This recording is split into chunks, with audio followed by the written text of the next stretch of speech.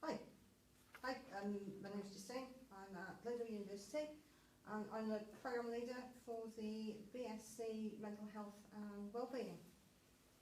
Before we move on to the questions that we've had in through Facebook, you can tweet your questions using the hashtag #AskALecturer via at Glendale Uni. And can I say hello to people internationally? That's Richard, students, Julia, Angela, former students, Jess, and my programme team, Kathy and Jill. And Betsan. Hello, Betsan. I'm the mum, if you're watching. Hello. Okay, so we'll start with some of the questions that already came in on Facebook. We have a question. We have 3 questions from Georgina. Hi, George. Okay. Georgina said that she'd just been reading that Theresa May was promising to change the Mental Health Act so that less people are, and I quote, held against their will. Georgina wants to know, has there been an increase in the number of people being detained under the Mental Health Act? Yes, the last Care Quality Commission report shows that there was a 10% increase in England of people being detained under the Mental Health Act. And in Wales, the last available Healthcare Inspectorate of Wales report shows that there was a 4% increase. Excuse me, what is interesting about that is that actually Section 2 detentions, which is up to 28 days for assessment, showed the single biggest increase in use of the Act in Wales. The second question from Georgina was, is it true that 6,700 mental health nurses posts have been cut since 2010? I don't know. I couldn't find the details for that. Georgina also wanted to know, would we be providing training for teachers and others in mental health first aid? As a university, no, we won't. I do know that our friends at Advanced Brighter Futures, which is a charity in Wrexham, are starting work towards getting themselves ready to deliver mental health first aid training to any interested parties. And that, I think, completes Georgina's questions. Okay, we've got some questions Martin. for you We've here got as well. Martin here as well. Yes. Hello, Martin. Hello. And Hannah. Hello, I was trying to hide. We'll be on the camera. Yeah. Do I need to have studied certain subjects at A level to get onto the course? No. Unlike other programmes, there are no set topics. What we do like, though, is to see that you have, we can see your interest in mental health and wellbeing. That might be through topic studies, it might be through voluntary work, it might be voluntary work, it might even be through life experience, it might be through your own experience. But no, your interest more broadly is more important than specific subjects at A level. Okay, another one's come in. I'm interested in a career in mental health, but I don't think I'm ready to do a degree. Are there any short courses or other things I could do to prepare? Indeed there are. We run a short course called Introduction to Mental Health. It's ongoing at the moment, and we have another run that we'll be advertising later on in the summer. We cover a whole bunch of topics on that. So we look at things like, what is mental health? What is mental illness? Is it a disease? Is it a social thing? Is it environment? We look at how mental illness and mental health are portrayed in the media. We look at different mental health laws, diagnostic criteria, what it might be like to live with a diagnosis, where the diagnostic criteria came from. We look at recovery, and we look at how to keep yourself well and the importance of maintaining mental well-being. Which brings us on to our next question, actually. What is the best way to improve your mental health? Okay, the best way to improve mental well-being, there is a scheme called the 5 Ways to Mental Well-being, which is a little like your 5-a-day fruit and veg. Oh, and I can't remember what they are. They are connect with the world around you, keep learning. We'll come back to that one. No problem. Yeah, while somebody Googles the 5 Ways to Mental Well-being. Come back to that. What careers could I go into after the course, should I get my degree? Okay, it's a really exciting time actually to be joining the sector, because the range of careers now is expanding much beyond the traditional, what we always thought of as the traditional social work, occupational therapy and nursing. Those are still really important roles, but there are also now an increasing amount of roles in prevention and in sort of service user engagement. So a number of our students are doing the advocacy module through the Student Union. So they will come out with their sector knowledge and their advocacy qualification.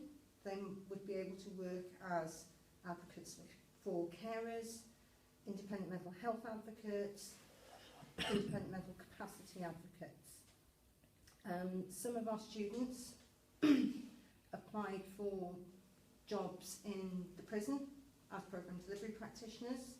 So they'll be working with people who are in prison, who experience substance misuse issues, and who need psychological therapies to help them as part of their rehab.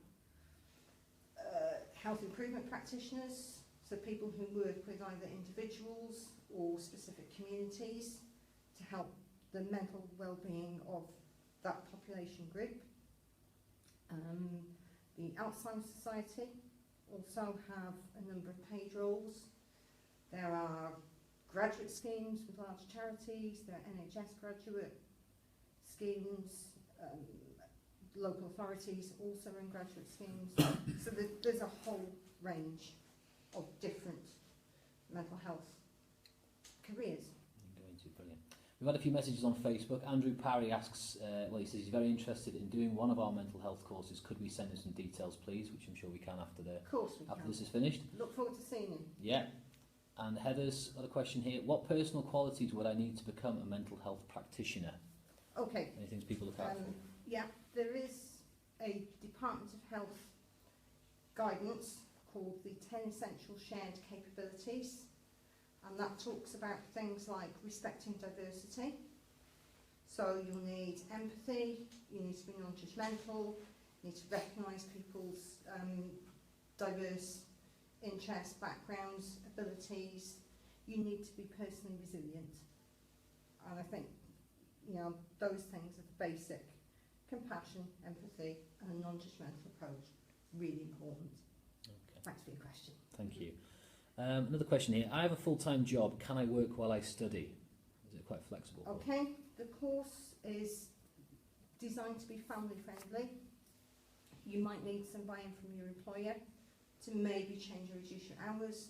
We run 2 days a week, and those are 2 full days, but there is work that we expect you to do outside of that, so it's extra reading, maybe a bit of extra study, some online work, but we are quite flexible. Brilliant, thank you. Another one, how do I get a DSB check? A DBS check? Yeah, I thought it was DBS check. Yeah. Sorry, I still read DSB. That's right. It's disclosure and barring. As a requirement for entry to the programme, you need a satisfactory standard DBS check. When you come for enrolment, with admissions inquiries, be able to talk you through that. We also, the Student Programme Centre will also help you with that. Doing that out. A satisfactory DBS does not necessarily mean a completely clear one. Some of the most interesting people in life sometimes have some colourful starts. So even if there is something on your DBS check, don't automatically assume that you won't be considered. We'll need to sit down and look at exactly what it is, what the impact might be, and talk you through the circumstances around it. Okay, brilliant. How did you, out of interest, get involved in the health profession yourself? I shared a flat with somebody who was a mental health nurse, and she worked in a child and adolescent mental health unit, and it sounded really, really interesting. So I went and I got a job as a support worker, and then finding out, it was learning, it was by doing it really that I realised that I couldn't actually imagine doing anything else in any different sector. It's like I'm here, of course. Absolutely. Also, there's a lot of stigmas attached to mental health. How can we help to reduce them? I think certainly over the last few weeks, Prince William, Prince Harry have really started a massive shift. I think the Heads Together campaign, the work that's been done by Time to Change, people who have experienced mental health coming out, telling their stories, you know, people talking to each other is the main way. Just talking. Do you think it's taken seriously enough by government and by health authorities? I think it is starting to. A long way off. Yeah. Can't get too political. There's always more work to be done. Absolutely. Another question. Will I be able to gain work experience during the course? So there's a hands-on element to it. Absolutely. In the second and third year, there are 120 hours of work-based learning. They're not set placements, so you'll be able to follow your own area of interest. With those, we work quite closely with people like Advanced Brighter Futures. They host a number of our students for a range of different work-based opportunities, the Alzheimer's Society, Family Friends, all sorts of places. We also, as a department, run a little work-based learning fair at the beginning of the year where people who are able to offer opportunities to students come in. Students can then sign up there and then for their work-based learning, listen to some of the different organisations and make their choices from there. So they're supported for it. Would you encourage other groups and community groups and mental health groups to get in touch with you and join forces with us? Absolutely. If anybody has an opportunity that they can offer students, then we welcome the more the merrier. What are the entry requirements and what funding options are available? Okay, student well, that funding. did this ring on the Wales as well. Yeah, student funding, we'll be able to talk you through the funding options.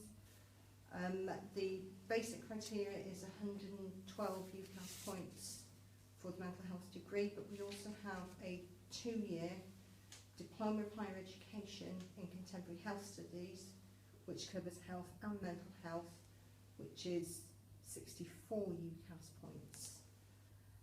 There's non-traditional students who might have a lot of experience but don't necessarily have the UCAS points. We'll consider applications on an individual basis, and we look at whether a student is able to engage with the academic challenges of the programme